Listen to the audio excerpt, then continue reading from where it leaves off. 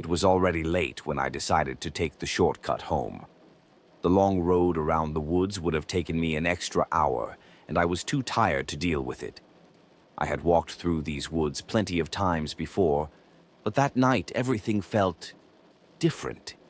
The air was thick and unmoving, as if the trees themselves were holding their breath. There was no wind, no chirping insects, just silence, an unnatural, suffocating silence. About halfway through, I saw something I had never noticed before. A graveyard. It was hidden behind a curtain of trees, the tombstones barely visible through the tangled branches. I stopped, my breath catching in my throat. How had I never seen this before? The stones were old, weathered, cracked, some covered in creeping vines. They stood in jagged rows, uneven, forgotten by time. There was no fence, no path leading to it. It was as if it had simply appeared there, waiting. I should have kept walking. I should have ignored it. But something drew me in. Maybe it was curiosity. Maybe it was something else. Something pulling me forward. My feet crunched against the brittle grass as I stepped between the graves. Most of the headstones were worn down, their names erased by years of wind and rain. But one caught my eye. It was tilted at an odd angle, the earth at its base freshly disturbed. Someone had dug here recently. My stomach twisted. A whisper, so faint I thought I imagined it, brushed against my ear. My heart pounded. I turned sharply, my eyes scanning the tombstones. Nothing. Just the endless silence pressing against me like a weight. I took a step back and the whisper came again, closer this time. You shouldn't be here. My blood ran cold. My body screamed at me to run, but my feet were rooted in place. Then I saw it. A shadow standing between the graves. It was thin, unnaturally so, its body elongated like a distorted reflection in a warped mirror. Its head was tilted, just slightly, as if studying me. My breath hitched. I tried to make out its face, but there was nothing. No eyes, no mouth. Just smooth, pale skin stretched over an empty void. It didn't move. It just stood there, watching. I spun on my heel and ran. My heart hammered against my ribs, my breath coming in ragged gasps. But no matter how fast I moved, the graveyard never ended. The same tombstones passed me again and again, the same tilted marker with the fresh soil. I was running in circles. My stomach twisted with panic. This wasn't possible. It was a straight path. The woods weren't this big. Then a sound, a soft, shuffling movement right behind me. I didn't dare turn. I could feel it now, breathing, cold, slow, measured. My skin crawled. Every instinct screamed at me to keep running, but my legs felt like lead. The air around me seemed heavier, pressing against my chest, making it impossible to breathe. And then, my phone vibrated in my pocket. I pulled it out with shaking hands. A text message. Look up. My entire body locked in place. My fingers trembled. Slowly, against my better judgment, I looked up. It was there, inches from my face. The faceless figure, its head twitching in short, jerky movements. The breath that hit my skin was ice cold, its presence overwhelming. I tried to scream, but no sound came out. My body wouldn't move. My vision blurred. The world tilted. And then, in an instant, everything went black. When I woke up, I was lying in a grave. The same tilted gravestone loomed above me. The dirt beneath me was damp, the air thick with decay. My chest tightened as I scrambled to my feet. The graveyard was still. The fog had returned, curling around the tombstones like skeletal fingers. But something had changed. The gravestones. They had names now. Before, they had been blank, worn away by time. But now, my breath caught in my throat. My name was carved into one. The date of death? Today. My hands shook as I backed away, my mind racing. No, this wasn't real. Then I saw it, another grave, freshly dug, waiting. The soil was piled neatly beside it, the hole yawning open like a hungry mouth. My body went rigid. I wasn't meant to leave. The grave was waiting for me. The whispers started again, rising in a chorus of voices, low, urgent, desperate. "You shouldn't have come here." The whispers swelled, surrounding me, pressing in. I turned, searching for an escape, but the trees had closed in. The graveyard was all that remained. And then I felt it, hands cold, gripping my shoulders, my breath caught as I was shoved backward, toward the open grave. I tried to fight. I clawed at the air, kicked, thrashed, but it was useless. The hands held me firm, dragging me down into the pit. The world tilted as the earth closed over me. Darkness swallowed me whole. The last thing I saw before the dirt covered my face was the faceless figure standing at the edge of the grave, watching, waiting, and then I was buried alive.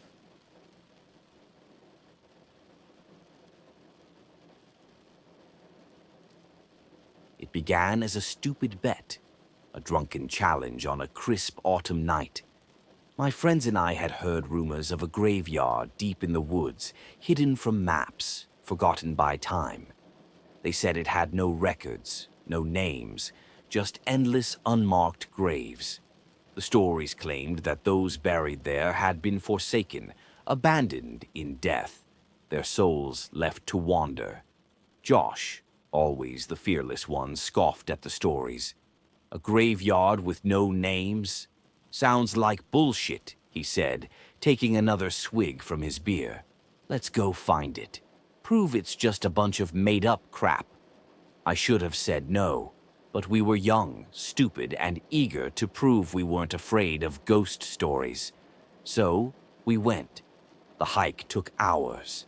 The deeper we went into the woods, the quieter everything became. No birds, no rustling leaves, just our own footsteps crunching against the dry ground. Then we saw it, a clearing in the trees. The moonlight barely touched the uneven mounds of earth scattered throughout. Some had crude wooden crosses, long since rotted. Others had nothing at all, just patches of sunken soil, like mouths waiting to be fed. At the center of it all was a single open grave. The earth around it was fresh, the dirt piled neatly to the side. My stomach clenched. It was as if someone had dug it recently. Josh laughed. "Looks like someone's expecting company." He bent down, picked up a rock, and tossed it into the pit. The moment it hit the bottom, the air changed. A deep groan, like something breathing, rumbled beneath us. A gust of wind tore through the clearing, carrying the unmistakable stench of rotting flesh. Then we heard it. A whisper, faint at first, then growing louder. It was coming from the grave. "Get out." I took a step back, my skin crawling. "Josh, we need to go." But he wasn't listening. He was staring into the grave, his expression frozen in something that was not amusement anymore. His lips parted, his breath coming in shallow gasps. Then he screamed. I saw them before I understood what was happening. Hands. They shot out from the grave, skeletal and blackened, clawing at Josh's legs. His screams ripped through the night as they pulled him down. We lunged for him, grabbing his arms, but the grip was too strong. More hands burst from the earth, writhing, grabbing, pulling. Josh's eyes locked onto mine. "Don't let them take me," he shrieked. And then he was gone. The grave was closed, no sign of struggle, no Josh. We scrambled back, gasping, hearts pounding. The clearing was still, the air was heavy, the whispers had stopped. And then the ground began to shift. One by one, the other graves started to open. The dirt cracked apart, splitting down the middle. The earth itself seemed to breathe, rising and falling as something moved beneath it. A hand, then another, then dozens. Too many. We ran. The woods blurred around us as we sprinted back toward the road. But no matter how fast we ran, the trees never ended. The graveyard never disappeared. It was like we were trapped, looping in a nightmare that had no exit. And then I tripped. I fell hard, the impact knocking the breath from my lungs. My vision blurred. I tried to get up, but my body felt like dead weight. I looked up, and I saw them. Figures, dozens of them, crawling from the open graves. Their skin was blackened and peeling, their hollow eyes fixed on me. One stepped forward. I saw its face. It was Josh, or what used to be Josh. I screamed, scrambling backward. His mouth moved, forming words I couldn't hear. But my phone vibrated in my pocket. A text. I pulled it out, my hands shaking. The message was from Josh's number. "You should have left." I turned to run, but the ground opened beneath me. I fell, deep, deeper than the earth should have allowed. The air turned thick, damp. I couldn't breathe. I clawed at the dirt, my nails splitting as I tried to climb out. But the grave wanted me. I felt them crawling toward me, hands pulling at my clothes, my hair. I opened my mouth to scream, but the dirt filled my throat. When I woke up, I wasn't in the graveyard. I was lying in my own bed, sweating, shaking. My sheets were covered in dirt, my fingernails broken, caked with mud, and my phone vibrated again.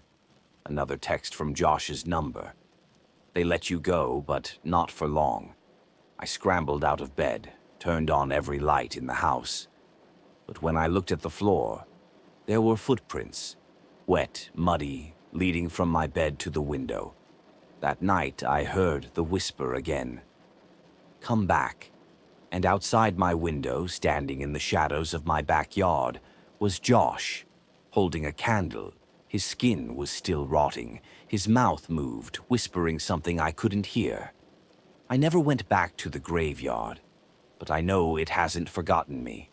Every year on the anniversary of that night, I wake up to a single candle burning in my room.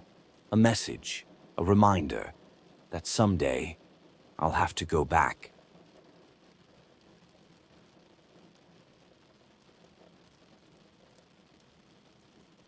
It was late, past midnight, and I was driving home from a friend's house when I saw the road. I'd taken this route 100 times before. The highway was always empty at this hour, the only company being the occasional headlights of another passing car. But that night, as I reached a familiar intersection, something was wrong. To my right, where there should have been nothing but dense woods, there was now a road. Narrow, old, cracked asphalt disappearing into the trees. I slowed down, staring.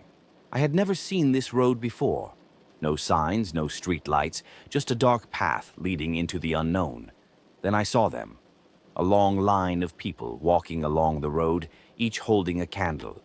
Their faces were pale, their clothes old and tattered, covered in dirt. They moved in eerie synchronization, their steps perfectly timed, their bodies rigid. No one spoke, no one looked around. They just walked. My stomach twisted. It looked like a funeral procession, but there were no cars, no mourners. Just them, walking deeper into the woods. And then one of them turned to look at me. I froze. His face was wrong. Too pale, his skin stretched too tight over his skull. His eyes, black and hollow, endless pits of darkness. His lips parted slightly, as if about to speak, but no sound came out. A chill ran through me. My instincts screamed at me to drive away. But my hands wouldn't move. My foot stayed on the brake. Then, without breaking eye contact, he raised one bony finger and pointed at me. My body jolted like I had been pushed forward.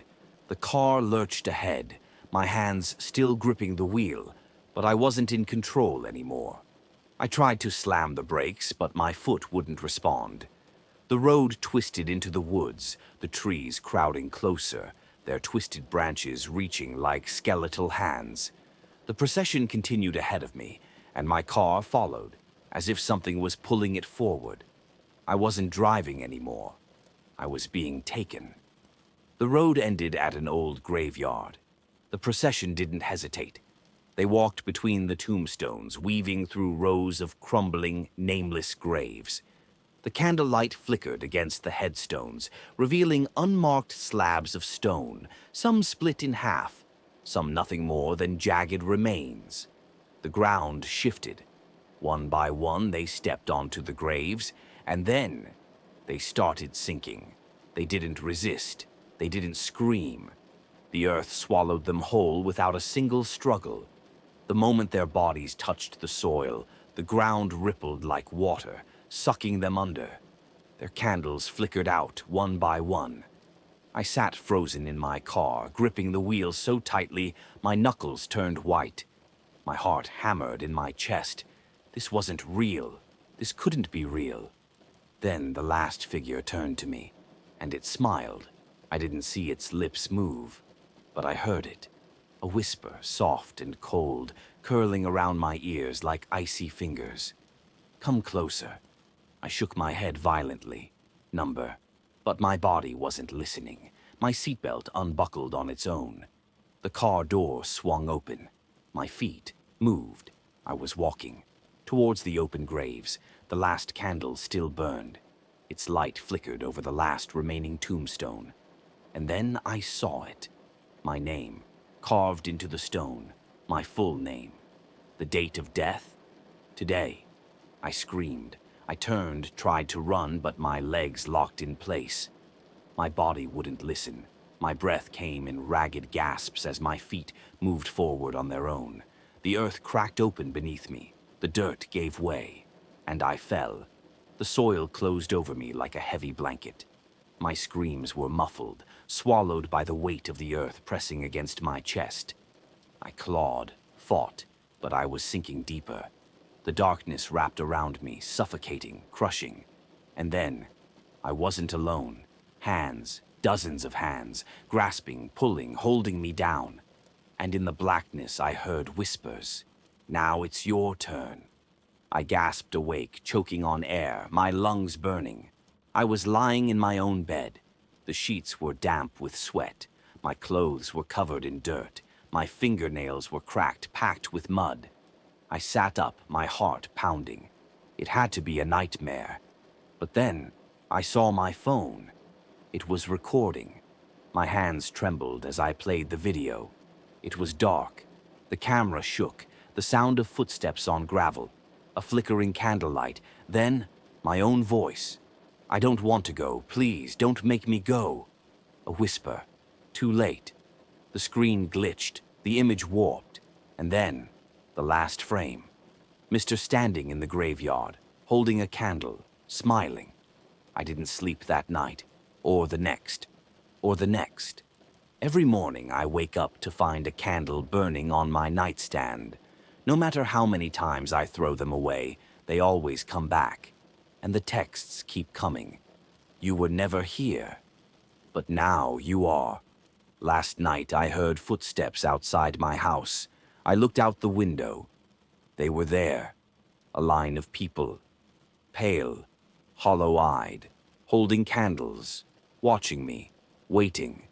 And then, the whisper. "It's time. Tonight I won't fight it. The procession is waiting. The road has appeared again. The grave with my name is open. And I know now, some things can't be escaped. Some things won't let you go. I should have never followed them. I should have never looked. Because now, I belong to them."